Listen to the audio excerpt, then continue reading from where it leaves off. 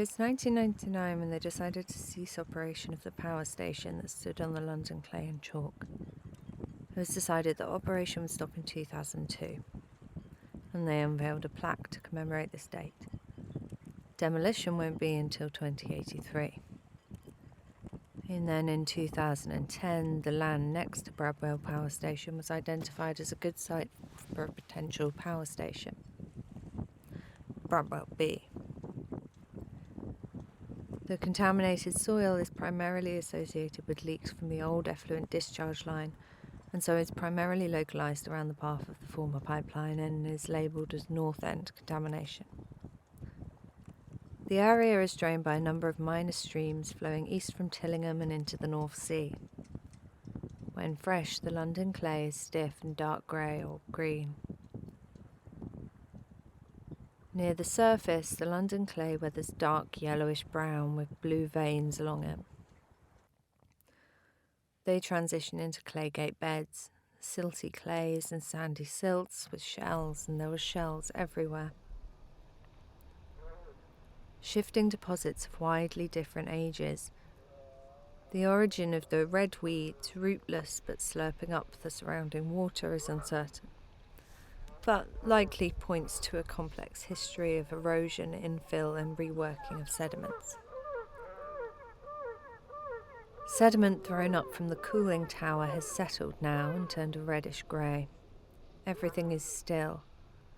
Subsurface drift is the only thing moving now. It's reorganising from below. I came here by unlucky current or suction. It had been dim when I headed off, so I brought a bike light with me in place of a torch. I pushed the button to turn it off when the dawn had grown brighter, but when I looked on the train home, I saw it had a twist function to power on and off.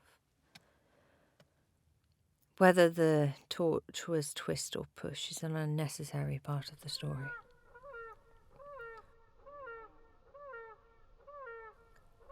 I wanted to walk into the sea, but it was too shallow and far too cold at this time of year, so I moved along the path directed for me.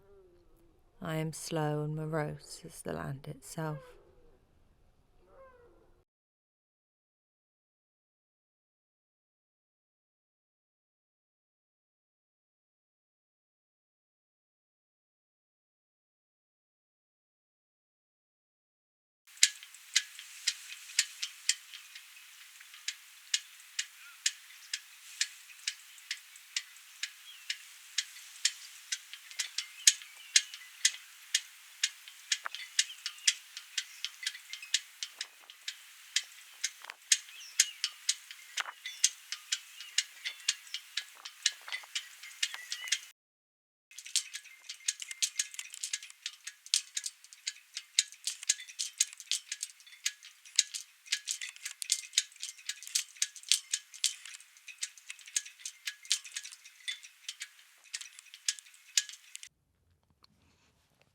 At the top of the big square transmitter is a nightjar.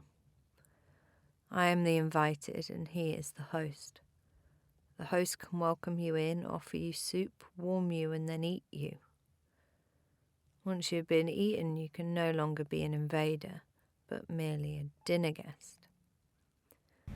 The nightjar has short legs and one toe that points forward, backwards or away from the foot. That toe is serrated like the teeth of a comb. His mouth is large, as big as his head when he opens it, and this way he catches prey mid-flight like a fishing net, but scooping up flies, moths and other winged animals.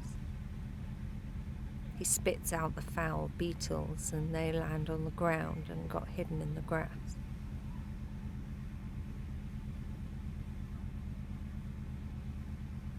He writes about me on his typewriter, the way that I move. Tap, tap, tap, he goes on, like a mad, undiscovered genius, moving between desolate, desperate and sordid places in order to justify himself as a creator. And then it stops suddenly, but my ears still hear it. The first stars are showing greyly and the gravelly sound is loud, The bird looks despondent and gloomy, just like the people inhabiting the peninsula. He is slow and morose as the land itself.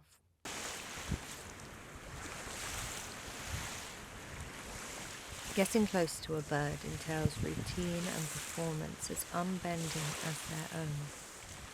Take the same path at the same time and speak the same words, then the bird will see that you are infected. Birds fear the unexpected. Most birds fear the unexpected. I also fear the unexpected, but it's not really a problem. The chattering of the birds and they come into my mind, diverted around my ears, but on time. The timeline is slow and the dead stick around long after they were unwanted. I came by an invite, but I was unsure as to how long to stay. If you stick around too long, you'll be replaced. The circle must continue itself, but this is part of the routine, and I fear the unexpected. It's badly lit, and it makes me uneasy. We all like to know where we tread. Who hasn't trembled with fear on the dark side of the street or the gloomy corridors? What is the equivalent of nothing to hear, nothing to see? Here there is nothing to see. There's no barriers to my vision, and yet I see nothing all the way out to the horizon. I can see as much as I want and hear as much as I want without interruption. But what is that sudden and dangerous noise that interrupts me and prevents me from seeing? Sudden movements and dangerous noises scare the birds, and so try to take the same path at the same time and speak the same words. Then the bird will see that you are infected. Most birds fear the unexpected. This big and empty spaceship has infected our London clay and chalk. Horrible, like some great biting insect that has attached itself to my body. Desperate, I would never be so rude as to leave in the middle of dinner. I am the invited and he is the host. The host can welcome you in, offer you soup, warm you, and then eat you. Once you've been eaten, you can no longer be an invader, but merely a dinner guest. The bird taps away, and so I mimic him. Perhaps we were talking in Morse code, only I do not know any Morse code, and so I cannot tell you what we were saying.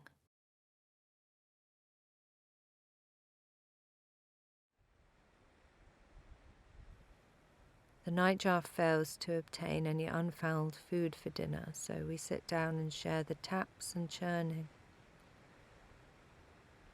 Dinner was almost overshadowed by the potentially bleak horror of metamorphosis into a bird. On the way home, I found an off-putting beetle in my jacket.